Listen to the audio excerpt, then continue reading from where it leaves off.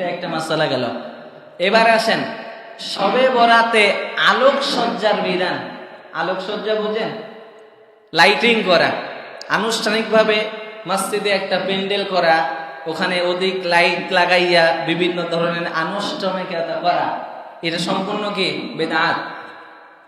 ক্বালা আলী ইবনে ইব্রাহিম ওয়া আউয়ালু হুদুসিল ওয়াকিতে মিনাল বারামিকা।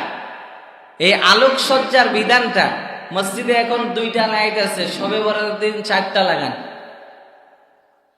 শবে বরাতের দিন কয়টা লাগাই? 4টা, কেউ লাগাই 6টা। কেন ভাই? আপনার 2টা লাইট কি এতদিন যথেষ্ট ছিল না? শবে বরাতে আপনাকে আলোকসজ্জার বিধান আপনাকে কে দিল? ইসলামে আলোকসজ্জার কোনো বিধান কি নাই? নির্ধারিত নাই। এই আলোকসজ্জার বিধান আসছে বারামিকা নামক শহর থেকে। কি নাম? ওয়া আউয়ালু হুদুসিল ওয়াকিতি মিনাল বারামিকা ওয়া কানু আবদাতুন নার। এই বারামিকায় যারা বসবাস করত এরা ছিল আগুনের পূজারী। কিসের পূজারী? ফালাম্মা আসলামু আদখালু ফিল ইসলাম।